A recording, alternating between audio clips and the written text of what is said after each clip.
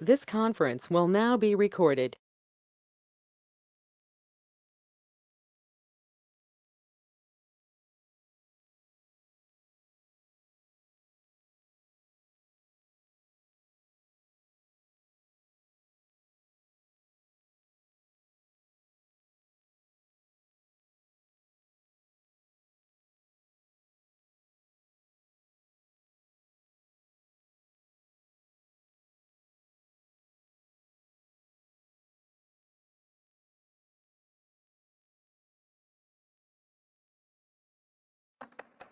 Okay, I'd like to call to order the Zephyrhills City Council meeting. It is Monday, March 10th, 2025, 6 p.m. Ricardo, can I have the roll call, please? Yes, sir. Kenneth Burgess, Here. Charles Proctor, Lance Smith, Jody Wilkerson, Here. Stephen Spina, Here. Mayor Munson, Here. William Poe, Matthew Maggard. Here. All right. At this time, we're going to have the invocation followed by the Pledge of Allegiance. So if we could all rise, and Kendall DeFord will be given the invocation.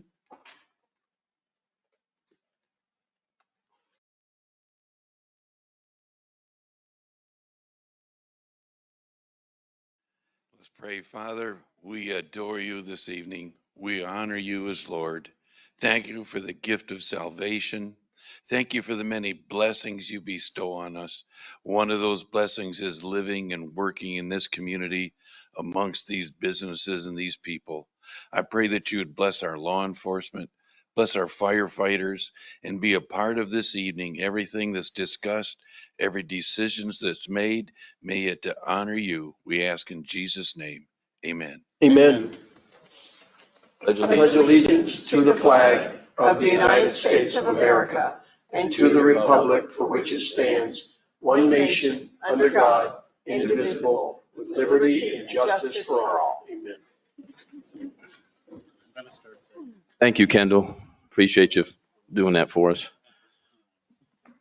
All right, I'd like to welcome everyone tonight. And if I could ask you at this time to silence your electronics. Make sure mine are. At the beginning of the meeting, we had set aside time for citizen comments on items that are not necessarily specific to an agenda item. So at this time, I will see if we have any citizen comments, and I will ask Ricardo. Yes, sir. First, I have a few signed up. Rod Neal. Okay. And I will ask you as you come forward, you need to state your name and address for the record, and you have 3 minutes to make your comments.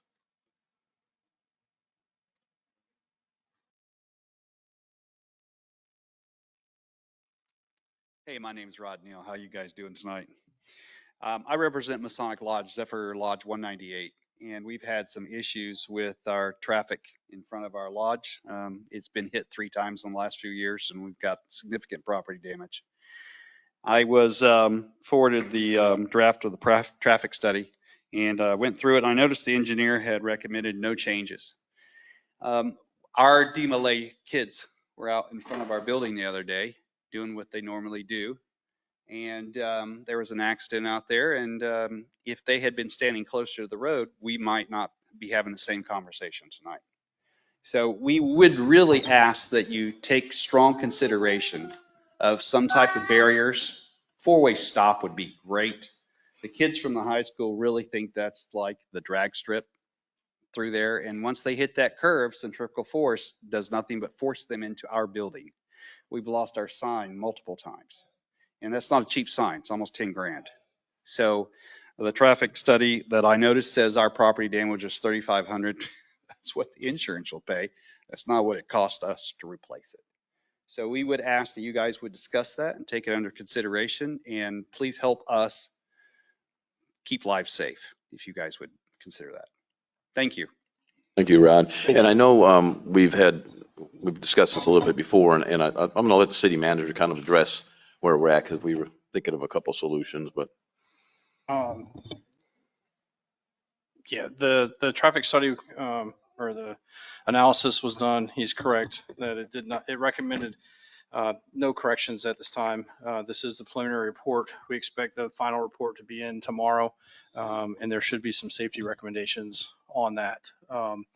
Stuff that we've talked about is potentially flashing, some flashing signs or some indicators that there's a stop sign ahead.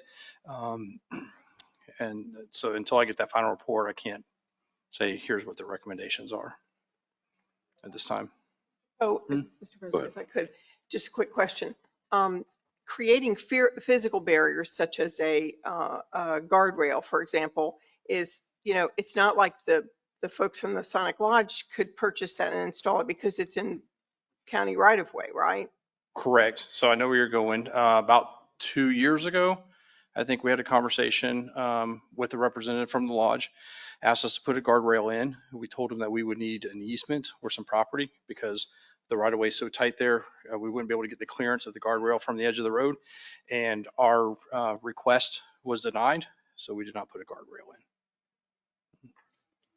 in. One of the things I've noticed is in this report, a lot of the accidents are right at the intersection. But the problem with the lodge, I think, is traffic coming north on the curve. So it's not really, I think the intersection's north of where their problem is. I don't know how that impacts it.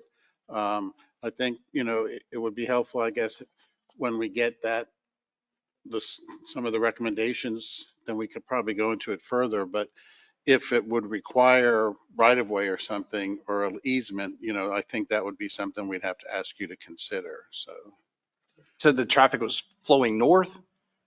There's I the think issue. The issue is when people come onto their property and hit things, they're coming from the north. They're coming from the south to the Heading north? north. They're going south to north. They would hit and go into the opposite. They'd go into the northeast intersection or corner of the intersection, which is opposite of. What I'm them. saying is they don't even get to the intersection sometimes. They hit their property first. Ones that I've seen. Are you saying that all They come- the accidents, the cars are thrown from North Avenue intersection onto their I'll have to property? verify, but we asked them to look at the intersection, not wrecks that occurred as they were driving. I mean, is that, Off the road, is that an issue coming? reports are at the intersection. The challenge is gravity, mass. When they come around that corner and they lose control, which they do, the car invariably spins to the right. And that pulls it right into our building, takes out the whole front of the building. And this last time, it took out the sign, took out the front porch, took out the chairs on the front porch, and took out the door. Is it, what I'm getting at is this drawing It's shows, north, it's driving north, it south shows, to north, and they hit that corner and they're going too fast. right, and they hit the intersection here in the paperwork.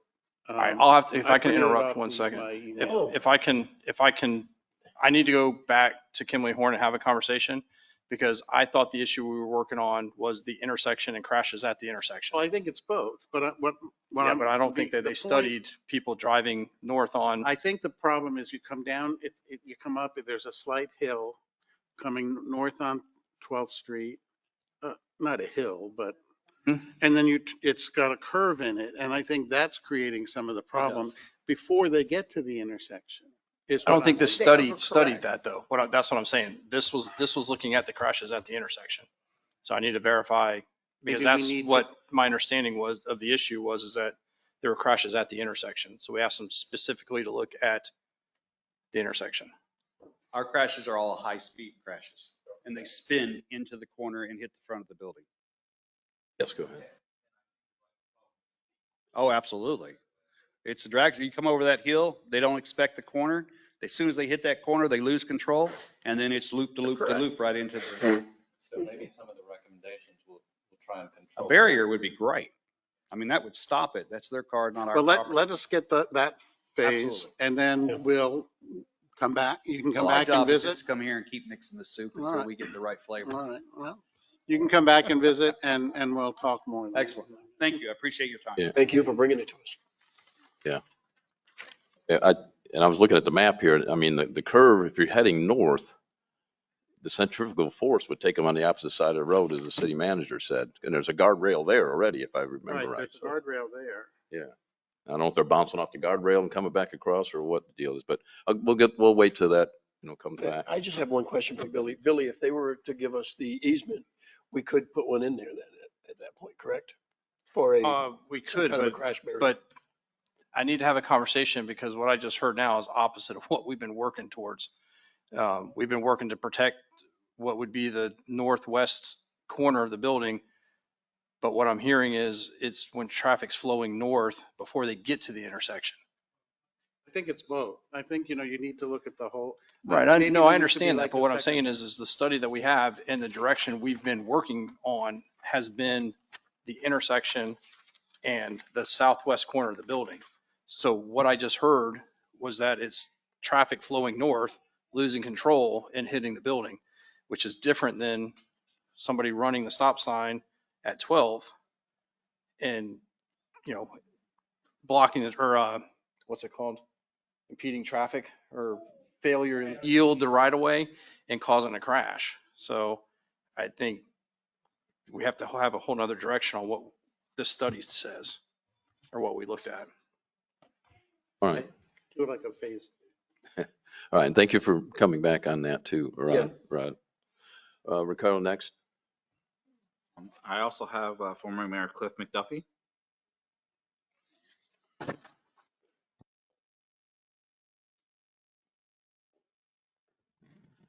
Cliff McDuffie, 6130 17th Street, Zephyrhills, Florida. Just in case you want to know, I want to talk about the same thing.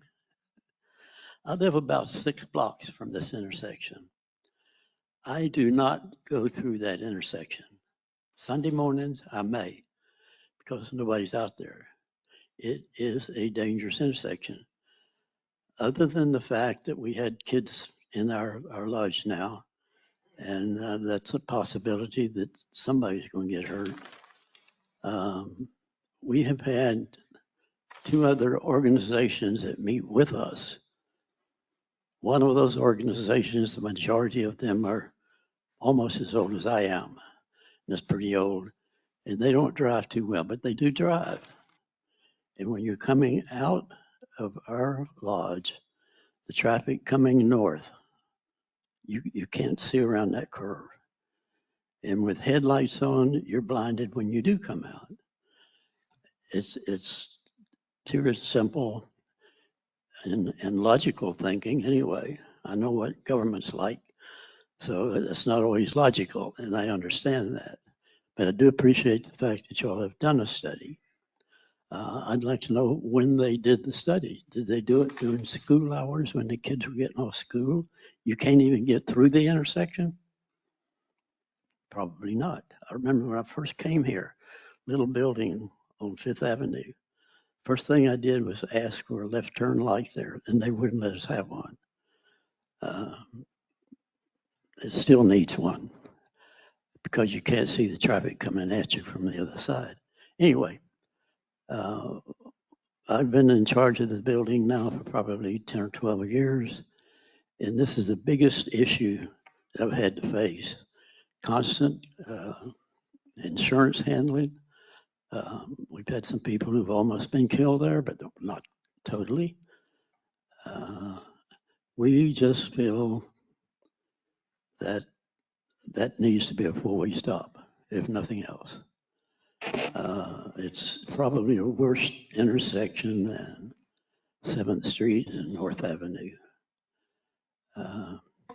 Because when you come around that curve, it's deadly. We're in the process right now putting a fence up, and that fence is comprised of telephone poles, 3 feet deep, 3 feet high. That will stop a car, but we'd rather have the city do something. We understand. I don't think we're through with this yet, but I know my 3 minutes are up, so I'll let y'all get on with your meeting, and we'll be back to see you. It's good to see all of you, believe me. I do miss it sometimes. Mr. President, Go ahead. Mr. Mayor, could I ask you a quick question, please? Right now, the parking lot that you use is on the south side of the lodge, right? So has there ever been any thought given to creating an exit on the back side of the building that folks can make a right onto North Avenue going right? All we do is open that gate. I'm sorry, what was that? We have a car gate on the backside of the property. Okay, so you already do that? Yeah. Okay, I It's- see. It's accessible from the backside. Thank you. Right. Thank you. And again, you know, we're going to have them look at that again, that even before the intersection. So, and we haven't got the report back. That won't come until tomorrow anyways on some. Correct. Okay. All right. Well, thank you. Okay, thank you. Okay. I have Nick Walton. Nick Walton, 2431 Mirador Lane, apartment 108, Wesley Chapel, 33544. Good to see y'all again. For those of you who don't know, I'm with the Sarah Vandenberg Tennis Foundation. I'm the executive director. We serve over 500 students in 12 schools and 3 summer camps every year, 100% free for the kids. Most of you guys have seen us grow over the last 5 years. And we have a program we're especially proud of that I want to give you some updates on tonight. It's called our Ambassador Program. These are our high school leaders who train for free at the tennis center and then volunteer over 500 hours a year collectively in our after-school program. This year, the group is 13 students strong from 5 different schools. In the past year and a half or 2 years, we've added college prep counseling. We've added service volunteering in organizations that are not ours, like the Pioneer Museum of Dade City. So we're starting to branch out and really serve the community outside of our programs. We're really excited for a Miami Open trip this March. The Miami Open is one of the largest tennis tournaments in the world outside of the 4 Grand Slams. During this trip, we're not only going to attend the Miami Open, but we're going to do a University of Miami college tour. And we will be hitting at the Delray Tennis Center with some folks over there. Programs like this are not made possible without community leaders. And I really want to recognize 2 of those leaders tonight, David and Ruth Warrenker.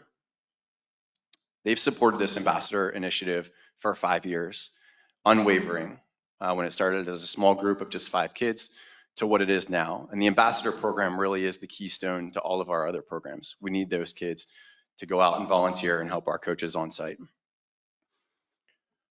David and Ruth have committed this year to the largest gift that we've ever received from an individual donor of $25,000, which fully supports this ambassador program, and not just training at the center, but all those intangibles, the off-court life skills, the mentoring, the college prep counseling, and the special trips that we're going to take.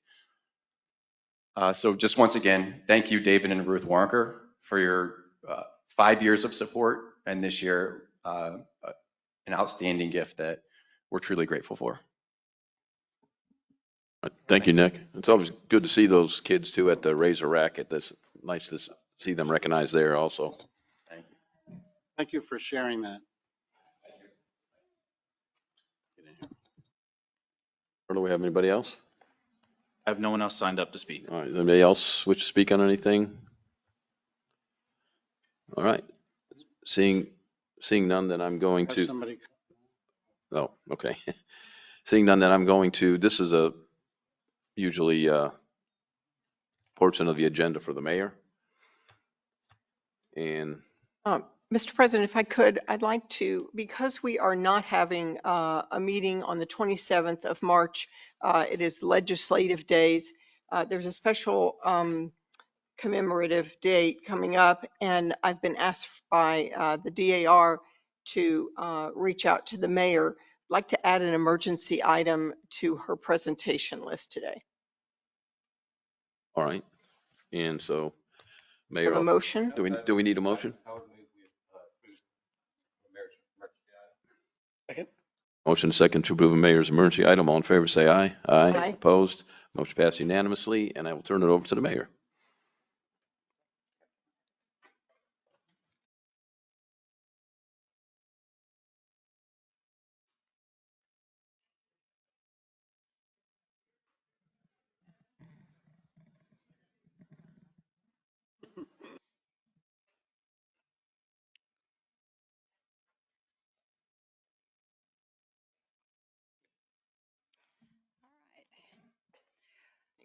You're welcome.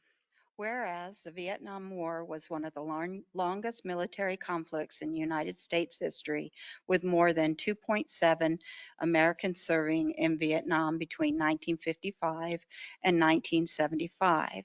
And whereas more than 58,000 service members made the ultimate sacrifice, and many returning Vietnam War veterans face challenges upon their return home, enduring hardships and demonstrating extraordinary courage and resilience. And whereas the Vietnam War Veterans Recognition Act of 2017 was signed into law by U.S. President Donald J. Trump, designating March 29th as National Vietnam War Veterans Day to honor those who served. And whereas March 29th, 1973, marks the date when the United States Military Assistance Command, Vietnam, was disestablished. The last U.S. combat troops departed Vietnam, and the final prisoners of war held in Vietnam were released, making this an especially significant day for recognition. And whereas National Vietnam War Veterans Day joins other important military observances, including Memorial Day, Independence Day, and Veterans Day, as an opportunity for Americans to express their gratitude to those who served during the Vietnam War era. And whereas the Ekabuksasa chapter. There you go, chapter of the Daughters of the American Revolution, a partner of the United States of America Vietnam War Commemoration Committee, is dedicated to honoring and recognizing Vietnam War veterans in our area through special ceremonies and commemoration events. And whereas the city of Zephyrhills seeks to express its profound appreciation for the service, valor, and sacrifice of all Vietnam War veterans and their families. Now, therefore, I, Melanie Barr Monson, Mayor of the City of Zephyrhills, by the virtue of the authority vested in me, do hereby proclaim March 29th, 25 as Vietnam Veterans Day in the City of Zephyrhills, and encourage all residents to honor and recognize their contributions, the contributions of Vietnam War veterans to our community and nations. Thank you very much. On behalf of the DAR, I'd like to accept this, and I'll just. Okay. One more.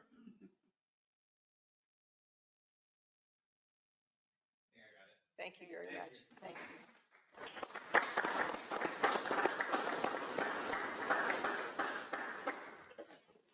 All right, thank you, Mayor. All right, next we have our consent agenda items. We have 3 tonight. Can be voted on in entirety, or any council member can pull one for further discussion. I have a motion. Make a motion that we pass all 3 agenda items. Motion second to approve all 3 consent agenda items. All in favor say aye. Aye. Opposed? Motion passed unanimously. All right, moving on to our business items. Business item 2.1, and I will turn it over to City Attorney here. Thank you, Mr. President. Business item 2.1 is the second reading of ordinance number 1498-25.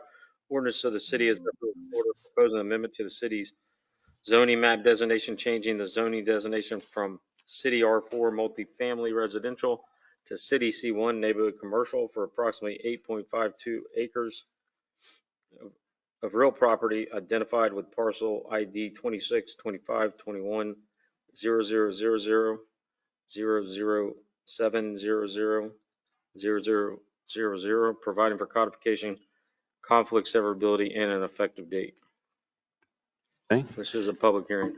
All right, I'm going to open a public hearing, and we'll let Todd give an analysis for this here, because this is a second reading, and then I'll allow for citizen comments whenever Todd is finished. Good evening, Todd Vandenberg, Planning Director. I'll provide a little refresher on this item. Business items 2.1, 2.2, both are similar, but towards the same project. But we'll start with the rezoning, which is item number 2.1. And I'll give a little refresher on that. And then we do have Len Johnson. He's with us tonight in the audience, the attorney for the applicant. And I believe David Warnaker and Cody Brightwell, the civil engineer, may also be online. So I think y'all are familiar with the property. It's on the east side, north side of 301, east side of 30, on the east side and north of Cossack Road and right across from Terabella. As the city attorney mentioned, a little over 8.5 acres. They're proposing a rezoning from R4, which is multifamily residential, to C1, neighborhood commercial. And just to kind of rehash a little bit of the prior time we took this through, we talked about how as a precursor to moving forward with this rezoning, we did a visioning workshop. And that was held with the planning department staff, planning commission, and city council. And then I believe it was the consensus from the council after that visioning workshop that there seemed to be a consensus of moving forward with the rezoning, the conditional use, with the understanding that from that visioning workshop, Tammy Brand and myself are working on a new future land use category, which we're in the process of continuing to work on. You saw kind of very conceptual early draft of that. And then I talked with Tammy today, and I suggested, before the next step of taking that to the planning commission, where I suggested we should meet with the property owners in that planning area. So that's kind of the intent on that new future land use category that we've talked about, finishing up the draft on that and then reaching out to the property owners. And then that next step would be to take it to the planning commission and city council. And then the transmittal process, of course, with the state. I did want to, as you see in the agenda memo, a couple points to clarify after that first meeting. The entire, what we're referring to would be is the Zephyr Knoll future land use category would be for the entire area in that planning area map that we looked at, which would include this hotel property. If you decide to move forward with the rezoning and the conditional use tonight, they'd be allowed to move forward, but future property owners within this new planning area, within the Zephyr Knoll future land use category, are required to come through the city and rezone to PD, plan unit development. And that'll help us guide and monitor the types of uses that go up there, some general traditional planning elements and practices that will be laid out clearly in the future land use category, and even the primary and ancillary uses. So we'll have a pretty good control over what will be built in that area, a little bit of how it will look. So yeah, that's what we talked about, a little background. You also see here a note down there that we were kind of looking at one idea of a developer's agreement. We had some discussion about uses that we're comfortable with and not comfortable with under the neighborhood commercial, should the hotels not be built. And although they look very promising on going forward, myself, the city manager, city attorney, and Mr. Johnson here talked about that, and we identified a mechanism in which to formalize how we could do not a city, but a property owner voluntary deed restriction. And the discussions that we had, there's a couple of uses that we talked about, and I think this is something we chatted a little bit about, part of that visioning workshop and the first reading was drive-through restaurants, car washes, and smoke shops.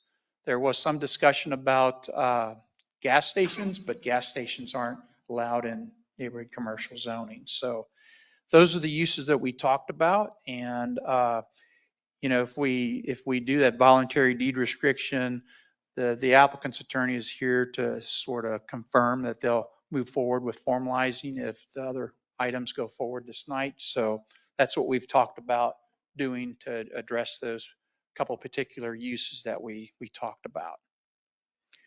So that's probably the presentation for just the rezoning. Then of course the conditional use resolution with conditions is the next item.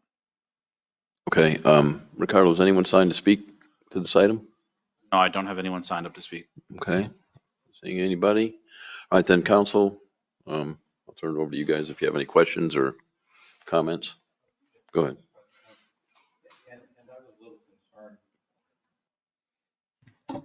I was a little concerned The vision that we all have for it is, I think we're all on board on that. You know, I think we certainly need the hotels. I think we like the way it was. My concern was that if something happened, the economy is a little quite uncertain, in my opinion, right now, as we move forward, that we had the assurances that it would have the same vision that everybody had anticipated, with the landowner being that as well, you know, having that same vision. But I think what you're saying is we would enter into some type of an agreement where certain uses would be prohibited and it would run with the land, to where if something happened and it did have to be sold, that it would have those restrictions attached to it. Yeah, and the attorney's here. We'd like to have him confirm that, but we talked about that today. Go ahead. In the same line there, I have the same, concern that, should something occur where a hotel was not built, this is now property zone C1. So we can't tell them they can't do anything that's in a C1. So the conditions only apply if it's a hotel. Is that right? That's I right. mean, well, the other conditions, I mean, they'll keep the trees and things like that. But there's permitted uses in a C1 that we may not want there. That's why we had talked about the PUD. And I guess I'm concerned that the whole thing's not a PUD.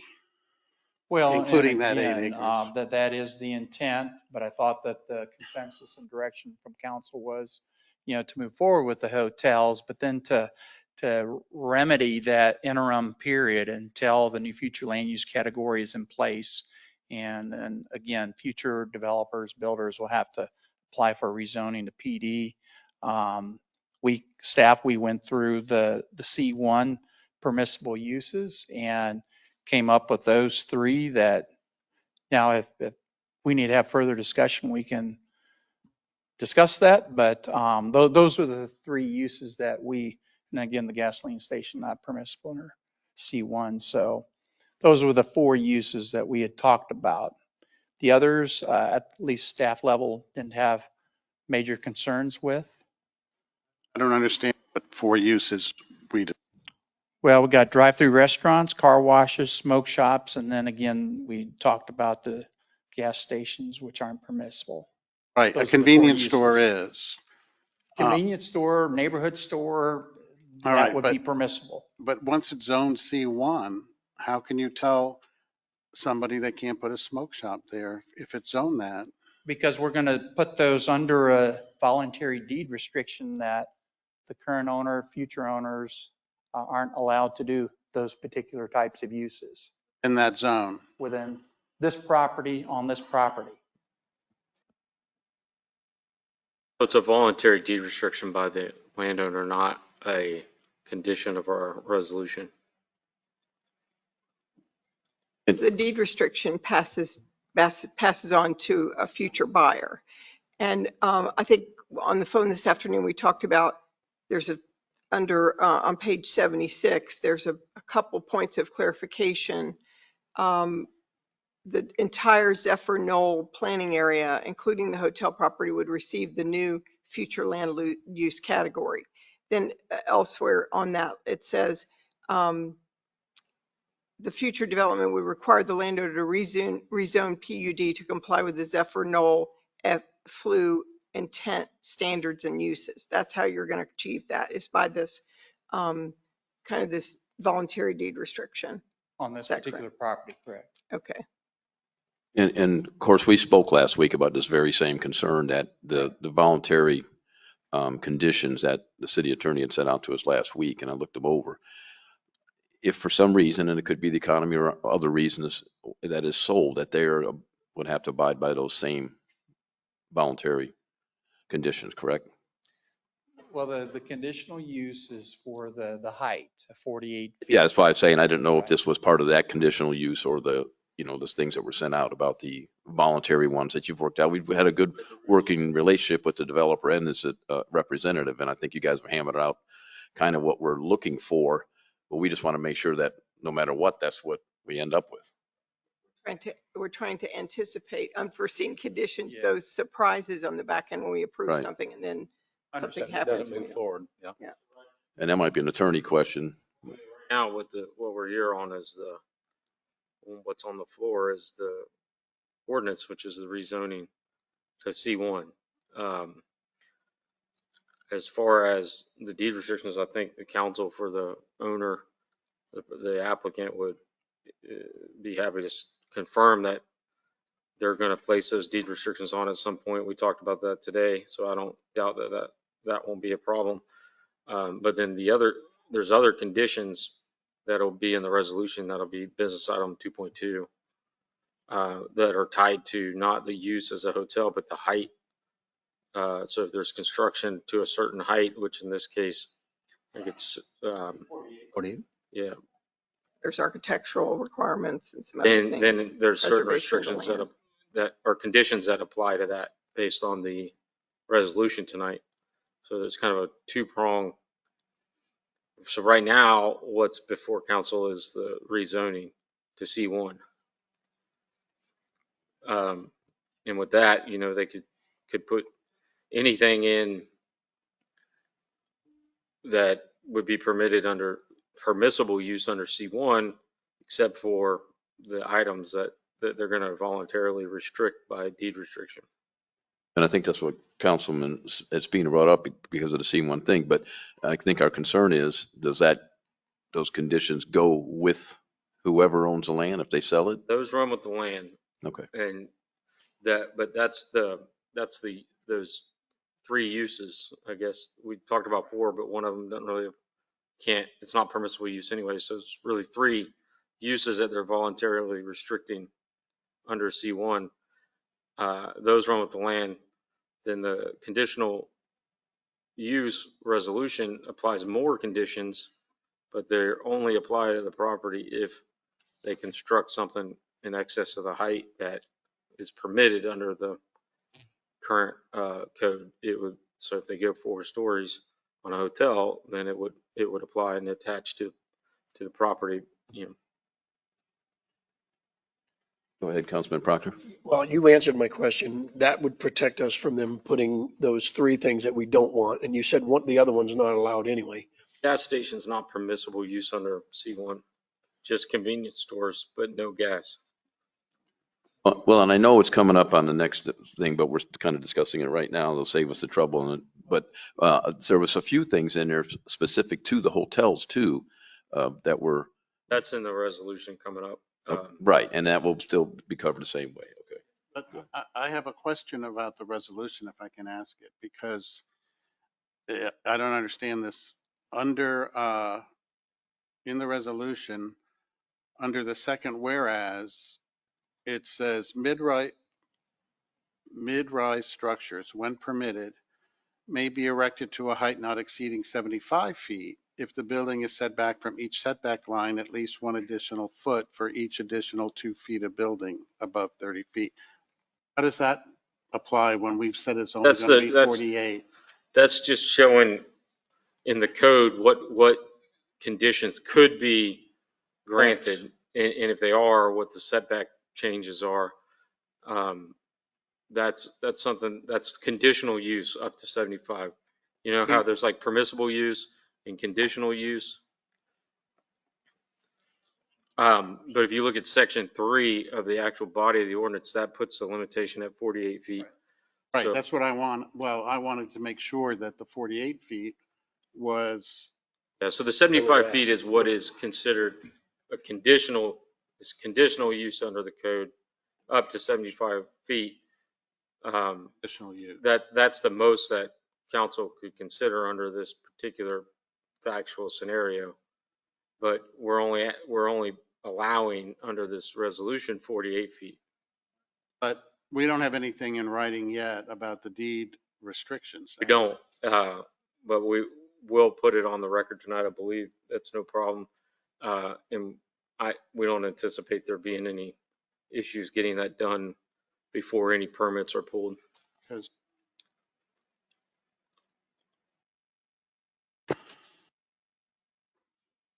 Anything else from council? Questions? I'll go ahead and ask Mr. Johnson to come forward if you can and confirm that those three things will be restricted. What were the three things? Car washes, smoke shops, drive-through restaurants. So Lynn Johnson with Johnson Pope Law Firm, 14552 Mount Zion Road, Dade City. Represent the applicant.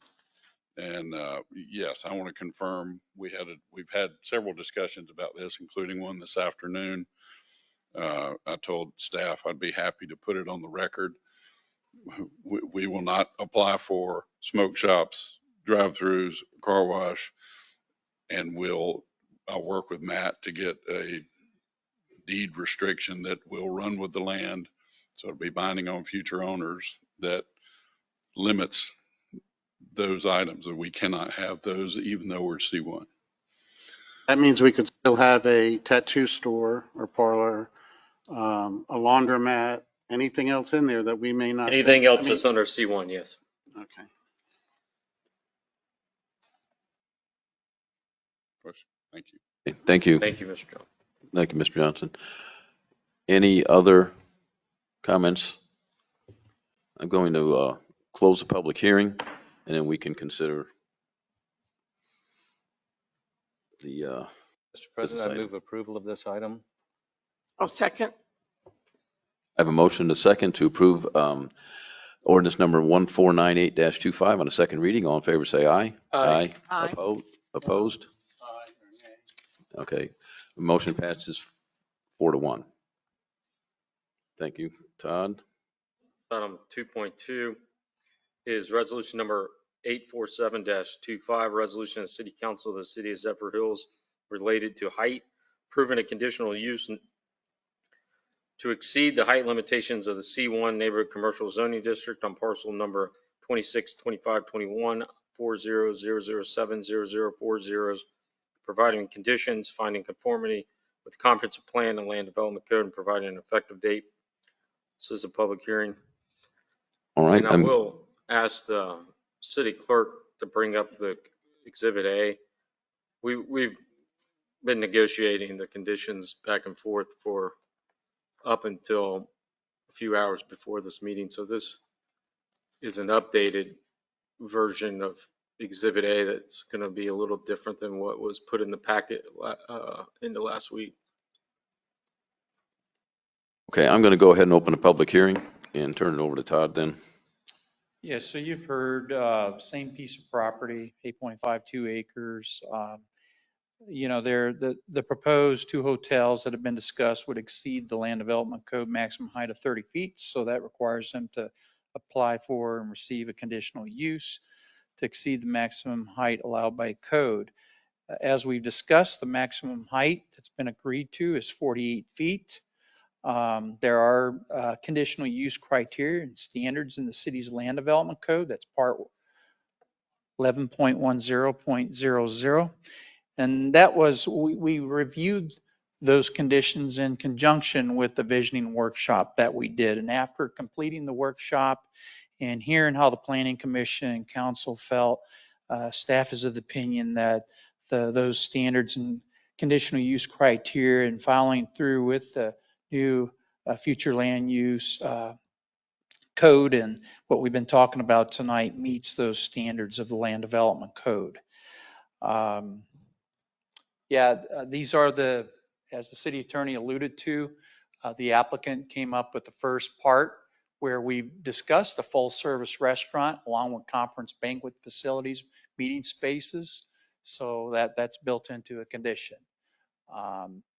The items below that, A through E, have to do with what we did was I pulled up an example of a nice hotel on State Road 56, the Hilton Garden Inn actually. Shared that with David and Lynn, and we talked about some elements of that example, which we built into A through E here. So Todd, could you read that? Because I don't think anybody has this in front of them. And so we can't read it here. So I want everybody to know what they're agreeing to today. So those architectural related items are having more than one color. multiple exterior primary surface paint colors. B, architectural and design accoutrements and various construction to break up the monotony of the standard construction. So it can't just be a four-corner rectangular box. They've got to have some variation and break up of the monotony of that. Same thing with the roof line. You know, you can have cornices where it's just a flat roof, but the example I shared with them had a breakup of the roof line too, of the cornices or other architectural elements that break up that roof line. Building frontage architectural offsets. Again, there can be some offsets in the front facade of the building. And that could be the entire building where you have those offsets, different architectural and design elements. And we talked about a covered portico drive-through entrance, you know, keep you out of the rain. Another element that you generally will see nice for hotels. Again, number 2 is the maximum height, 48 feet. We've talked about that already.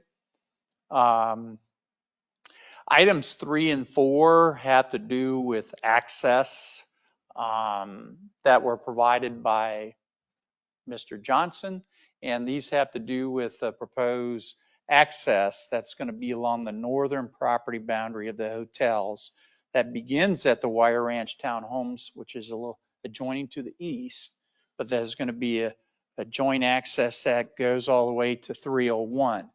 And there's some language in here that talks about that arrangement between the two uses and the property owner. I don't know if I need to provide any more details on that, but if so, I probably ask. Essentially, I can jump in. Essentially, what it is they're part of the condition is that they have a joint planning and use of a common entrance to get to the townhomes and the property and the hotels, and same with stormwater to make the most efficient use of the real estate. They're going to have a joint stormwater plan, and the conditions are that, you know, they'll work out amongst themselves about how that's going to be constructed and maintained between the two owners, but they'll provide us those agreements prior, you know, as part of the conditions here. Okay. Number 5 was, we talked about tree preservation. The trees that we've talked about appear to be within the DOT 301 right of way. So, but we did go ahead and leave that condition in there just so, you know, we'll be aware of that as the future development comes through to try our best efforts to save those trees. We also included a perimeter type C landscape buffer. That's an enhanced buffer we had talked about. That'd be around the perimeter of the hotels. And the other thing we've talked about is a trail. That came out of the little exercise that the 3 groups went through. We talked about a trail running through the spine of this planning area. Could potentially connect into a park, should that be done at the southern end of the property that was conceptualized. So, you know, what we're saying here is that if feasible, you know, of course, get to the final engineering design of both Wire Ranch Townhomes, which is already has approved construction plans. But as we move forward with the hotel, if there's an opportunity to look at that trail running through the middle, we'll try to do that. Or if there's other possible sensible connections where if it's the hotel and Wire Ranch Townhomes where they could connect that trail, if we can make that trail happen. A lot of unknowns with that trail, but we kind of liked the idea that was brought up during the visioning exercise to try to make that happen. So that's why it's in there. Okay. Todd, these changes, were they done this afternoon? Is that why we didn't get a copy? Well, essentially very small tweaks. Except for the new ones. Yeah, you can see I have the cross through and underline, and what we did is we renamed the Greenway Trail to Walking Trail. So nothing substantive changed on that, but we just renamed that. And the other one was instead of preservation of trees along 301, we just relabeled that to property owner shall use its best efforts to preserve trees along 301. And again, that was discussion about trees not being on the private property there, but what appear to be in the DOT right of way. So, there may be instances where an ingress egress point has to come into the property on this access point we're talking about. A tree or two may have to come out on that. But we wanted to leave it in there just so we're going to be aware of that. And when we move forward, we're going to try to preserve as many of those trees as we can. Thank you. That was it, other than a couple grammatical errors.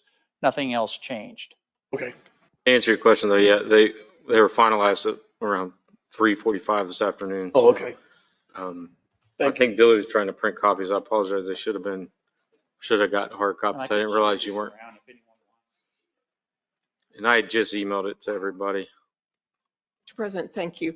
A couple of things. So I want to make sure that I understand what Councilman Spina's objections are. And one of the things for me, I'm a little concerned. When we did the visioning session, we talked about this being a PUD. One of the reasons why we're not insisting on it being a PUD today, and the PUD would have addressed a lot of these things that we were talking about, the greenway and that sort of thing. Now, the greenway implies something a little bit wider than a walkway. Right. So, these are the kind of things we really wanted that to go pretty much, be kind of this green spine between these, higher density developments and the, residential kind of use. The other thing is that the reason, my understanding is the reason that we are not, the PUD is not, is that it would have taken longer and we've already delayed perhaps this developer from being able to move forward with the project. So I just want to make sure that I understand that this is the reason why that we're approving these separately. Yeah, I think again, the intent of what we're doing is one, we are moving forward with the new future land use category. That's going to take time to do. I would say we're a month or so from hopefully having a good draft and meeting with property owners, and we got to take it through planning commission, city council, has to go to the state. So I guesstimate that's 4 months away. Realistically, of having that accomplished and built into the comp plan. And the other thing I think we tried to address the comments and concerns that have been brought up by doing the voluntary deed restrictions and to address some of the other comments into the resolution that we heard. So D would have eliminated any of the other concerns that we have because they would then be required to do the hotel the way that it's designed. Well, it does open up the opportunity to negotiate. Okay. Again, would it be, we identified the height. We've talked about enhancing the buffering. We're going to try to do that greenway trail, and we got these architectural elements in there. So, I'm not sure really exactly what else we would build into the PUD if the property is too valuable to put a strip center with a tattoo parlor and a laundromat in it. I guess that's really, I think that's what my concern is that we've approved this, but we want to make sure that there's no misunderstanding as to our expectation of what we're going to get at the end. But that's why I voted against it, because you can't guarantee that. And You can say we PUD, have, right, but it's not a PUD, it's a C1. So you can say we have good intentions, but if something goes south, you could end up with a tattoo parlor and a laundromat on probably one of the nicest pieces of property left to develop. So I don't know. That's why I voted against it. And that's my right as a council member sure. And thank to you do for as I do coordinating. it Yeah. I wanted to without make a sure I understood. justification. Yeah. Thank you. Well, I'm going to see if we have any citizens first. Ricardo, has anybody signed up to speak to this item? No, I have no one signed up to speak to this item. Okay. Seeing none, then I will turn over to council for comments, and I know Councilwoman Wilkinson, you. Okay. Right, and I understand the intention of this, and I understand reservation on it not coming to fruition. And I'm just going based on, we're trying to tighten the loop, we're trying to close the loops loophole of something else happening by restricting some things. I do think there's a value in the land that maybe would be exceeded by some of the uses that we didn't really want. Staff feels comfortable with it, so I would move forward with it. And based on the prior relationship with the developer, now we know things can change. We understand that, but we're just kind of, and the other thing is we certainly need a hotel here. I mean, it's a use that we need.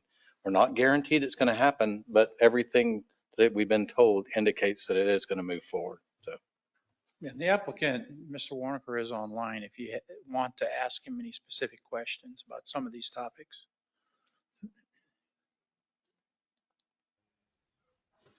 Well, and Hi, guys. Do you need me to be sworn in or just start speaking? if you just give your name and address. Sure. David Warnaker, 1870 Beach Ridge Road, Celebration, Florida, 34747. I am as you know, the developer of this property. You want to add a deed restriction for tattoo parlors and anything else, that's fine with me. This is going to be a beautiful hotel property, 2 hotels. I never really asked for the C zoning. I believe that's something was requested of me to be put on. I believe originally it was a PUD zoning. I was just following through what the recommendations were of staff. So fully intend to do nothing but hotels on this property. It's something, as everyone knows, is desperately needed, in this city and been avoided. I don't know if you understand how hotels are built today, but if you think it's the Marriott Corporation going to be, the builder, that's not how it works. These hotel companies work with developers such as myself to actually, obviously, obtain the entitlements to build the structure, but also they're going to be looking to me to build and own the building and actually enter into a long-term lease agreement with the various hotel company. In this particular property, and you want to look this up, we are looking at 2 new products from the Hyatt Hotel Corporation. One is called the Caption model. The other is the Centric model. These are 2 new types of hospitality for the years that we are right now. Today's traveler, what they're looking for. There's a third product called Hyatt Studios that I'm considering. All of these products are state-of-the-art type designs. They require a minimum of 100 rooms, but most of them average about 140 to 250 rooms per building. They're considered upscale, moderate to upscale type hotels. All have restaurants, all have catering facilities, banquet facilities, exercise facilities, pools, clubhouse, full amenities that you'd expect. I think they'd be perfect in the city limits here.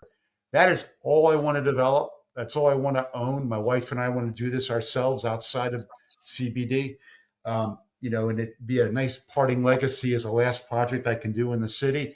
It'll keep me tied to the city for a while, as you know.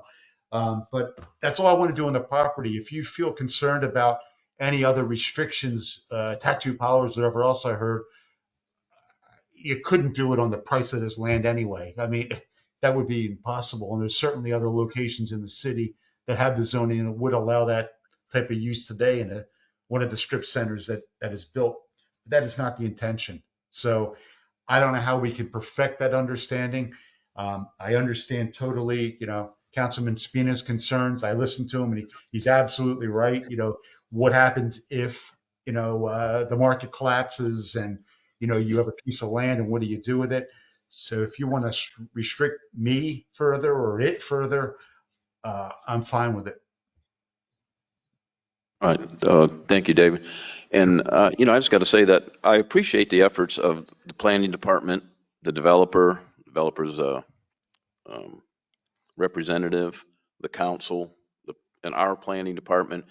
We've discussed this. We've had workshops. We tried to do the best we can. I understand Steve's concern too. I mean, But it sounds like developers even willing to kind of give us some of those other conditions that we could, this is just a first reading that maybe we could have. This is the only This reading. is it. Oh, this is the only one reading for the resolution. Okay. So I don't know. I mean, if that's something that could be worked out. Does that need to be added in? Well, whatever council's pleasure is. If you Well, I want really to appreciate the fact that Mr. Wanaker is sound like he offering was to willing to do so. Right. do that. I mean, that would kind of put a lot of our concerns to rest, especially with those certain things that we did Yeah, not want there. I think the tattoo parlor And example would laundromat be- you mentioned, right? and I think- laundromat would both be more appropriate in the deed restriction because they apply Right. to land now at C1, not if they build to 48 feet, because that's when these conditions come into play. Right. Oh, by the way, when I say that, there are actually laundry facilities in the hotels, right? I got to be careful, coin laundry. Yes. All right. Yeah, Okay. maybe we'll put independent laundromats. Yeah. Okay. Right. Of course. Right. Looks the deed restrictions, we still have some flexibility on. So really, we just need to approve. That's all voluntary by the developer, but that was part of the negotiations.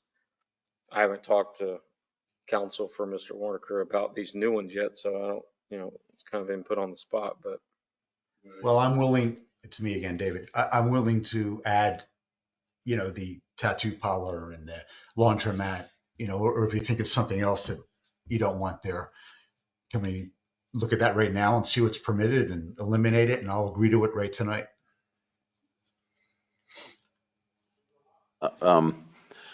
Well, and then of course, as Councilwoman Wilkinson had said earlier, the reason this is even at this spot is because we're trying to move this project forward rather than waiting for the entire area to be, because that would just put them in a, even further behind. And as Councilman Smith said, we need the product in this town right now. So And construction costs aren't going down. yeah, they're not and going we down, want, that's for sure. So we want They're this. insane.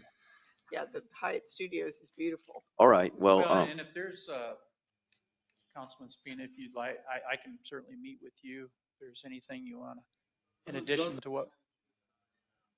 X Okay. through here, when this was, when we were talking after that workshop, we had talked about creating a new zoning category. district category. And those were the things that I were marking to exclude from that. If you go to PUD, we don't need the commercial 1A or whatever you wanted to call it. So, fine, but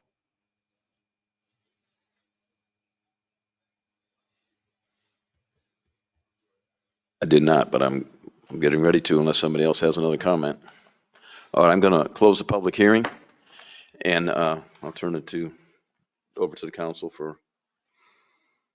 I move approval of this item, and we also understand that there's a separate agreement, separate from this item, that's going to talk about restricted uses on this property that are deed restricted and run with the land. So I'm approving it. Just this, we understand there's another document to be brought forward.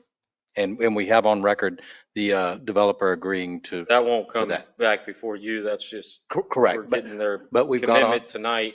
Right. That they're going to voluntarily restrict those, sometime before we start pulling permits. Right. And I will second Councilman Smith's motion. Okay, I have a motion and a second. Mr. President, before we vote, could I ask Todd one question? Todd, on the other, not that this has anything to do with it, and I don't want to tie this meeting up, but in the future, any of the other properties that are connected to this area, can we do it as a PUD? Yes, In the beginning? that's the intent. We're going to create the new future land use category. Okay. Properties will rezone to PUD. Correct. Thank you. Yes, sir. All right, I have a motion and a second to approve resolution number 847-25 on the first reading. All in favor, say aye. Aye. Opposed? Motion passes 4-1. Thank you, Todd. All right, and I want to thank the council too, council and mayor and the planning commission for the efforts and the work we put into this, and in addition to the applicant's representative who wants to speak right now. Yes, thank you. If I could just say thank you to the staff, because they've been great. We have worked on this for a long time. They've spent a lot of time going back a year. They spent a lot of time going back 3 hours. and we appreciate their diligence. And Yeah, we certainly do appreciate planning, what all they've done with this too. All right, so that's it for the business items. And we're on to mayor announcements. I do not have. Right? Good night, everybody. Thank you. Appreciate it. Thank you. Good night. City manager.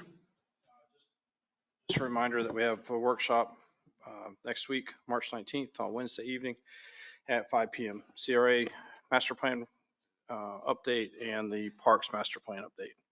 The date on that again? March 19th. It's Wednesday. Thank you.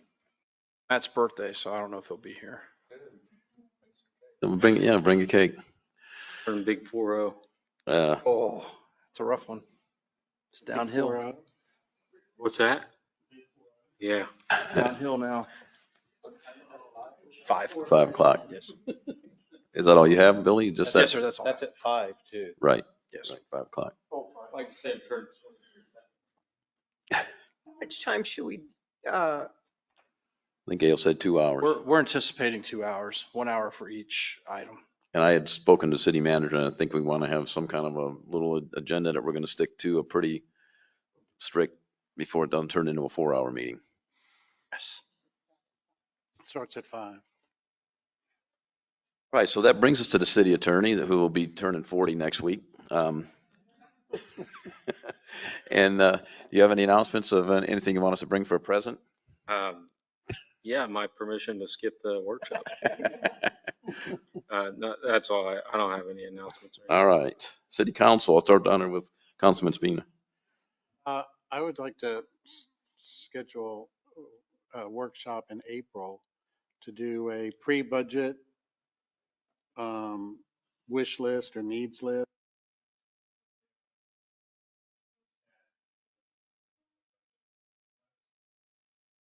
So I don't have a date in mind. We'll have to work on that, but I'd like to have that set up.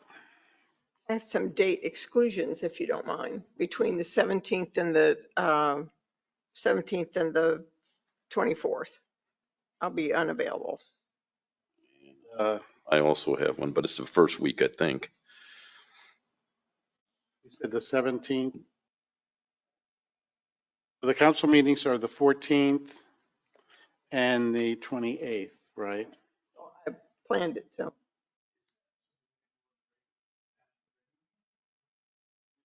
Well, we would have the CRA, the second meeting, so maybe the 14th, we could. All right, we'll let the city manager work on that potential date, if it sounds like it should be good for everyone, since it's a regular council meeting night anyways. I planned my vacation, so I didn't miss a meeting. Okay. Vacation? Well, it's not a vacation. I'm going to see my kid. Yeah. So we're good with the 14th? 14th. I'm also going to be gone leading up to the 14th, so. 14th is good though. For Yeah, the everybody. 14th is good. I'll be back for the. We'll just do it meeting. after the regular council meeting. Sure. Yeah. 'Cause And that way staff doesn't necessarily have to be here and stuff like that, because we're just going over some of our internal stuff. Workshop from 6, 7 or p.m. You can bring a cake that night too, Billy. All right. All right, is that all you had, Steve, or do you have anything else? Okay. I don't have Councilman anything Proctor. tonight. All right, Councilwoman Wilkerson, Nothing for me. and on down to Councilman Smith. Yes, thank you, Mr. President. I had sent out an email because I had gone down to look at the Zephyr Creek shed to see, and it's got a lot of debris in it. We're less than 90 days away from the start of hurricane season, and I talked with the city manager a little bit. We've got to do something to try and get that thing cleaned up. I mean, and we've only got 90 days. Absolutely. So, I think that he's trying to work with the Pasco County. The other thing, and I hate to add a workshop, but I think it might be wise maybe to have something in May to talk about our disaster preparedness plan, just to keep it in everybody's mind, because you go around there and it's unbelievable to think where the water was, you know? So, I mean, I would leave it up to staff if we could do something in May, and maybe have all the department heads come and just kind of say, okay, what are the needs? What can we do? How do we help make sure that our employees have time to get prepared for the storm? Not only what do they need, what do we do during the event, after the event? So I just thought it wouldn't hurt to be a little proactive on it. So. No, and actually, I think we even discussed a debriefing from what we did, and that it leads right into that. And you know, like you said, employees. I'm glad you brought up the employees, because that was one of the things that I would talk to city manager about. How do we address some of those things too? So I think it's a great idea for both things. And as far as the cleaning up, I mean, that's going to probably be law at the end of this session, and so we might as well go ahead and start on it now, because we're going to have to be reporting it and things like that. So it's great ideas. You have anything else, or? Oh, that's it. So the date, our council meeting dates in May are what exactly? The 12th and let's see. Yeah, we could do it, if we could do it after a council meeting, that would be fine. It might be a little long, but maybe we can make the I items think on that's the. important. I think Yeah, if it the is. If it's city long, manager it's can long. kind of like, again, start looking for something, because you'll know what you need to get together for us also. Done in advance. For example, if the department heads create like a list. What- These are the things these are lessons learned. Mhm. Here's what we would like to have going forward. Right. And if each of the directors did that, and we had it in advance, then we could address those pretty quickly during the conversation. Well, and I had a good conversation today, probably longer than I should have. Took Billy's time up. I talked him off the ledge. Yeah. But it's kind of like getting ready, like when in soccer, we would try and think about every situation that would happen in a game, and you practice every situation. And then when you're in the middle of it, it's like, oh, we've done this 10 times, you know, it's not a big deal. So, yeah. So, Right. Yeah, same thing like the police and the fire do with training. Just got to be, so when you go into a situation, you already know how to react. right. We need to review our storm drainage plans, and we need to highlight or point out the drainage areas that impact the city that are outside the city, to make sure the county is working with. Right. Because a lot of what you were looking at is outside the city Right. limit. That's, yeah. The water doesn't stop at the city limits, you know. Right. Oh, great ideas. And, you know, hopefully we don't have to worry about it for another 100 years, but I hope not. the possibility is it could happen again this year. So appreciate that stuff. And my one thing is, and it has to do with what's still up on the screen there, and this is for Mike, if he's still awake. We're getting ready when are we going to redo this anyways? So we're having an issue. The contractor's ready to go. The sound crew has already delivered the new mics, or is in the process of delivering the mics. We're having a hard time working with the cabinet maker. So I know I reached out to them Friday. They were supposed to reach back out to Public Works. I don't know that happened. Not yet. So I will make Right, well, I another know call technology tomorrow. wise, we were going to do a couple things because of the elevated floor and stuff like that. But I think I've spoken to you about this before, Mike, but like when that was put up there and then we couldn't, I thought I was the only one that couldn't see it because of all my eye surgery. But is there a way, and I know we all want our own autonomy on our computer so we can look things up where we're going. So I don't want it where we're working off of Ricardo's computer, but there's a way for him to push, just like sometimes the PowerPoints that we see aren't exactly what in our packet, and we can sort of get lost a little bit. So if there's a way where we can do that, where you can kind of like push that onto our screens. I had something similar to that when I was still teaching school, where I could put lessons on all the computer screens. So just if we could look into something like that too. And it's not for everything, it's just for something new that isn't in our packet, basically, I guess. Right, people come to meetings. And they bring a PowerPoint last minute to a meeting and we don't have it, so. Anyways, that's all I have. So if nothing else, I'm going to adjourn the meeting.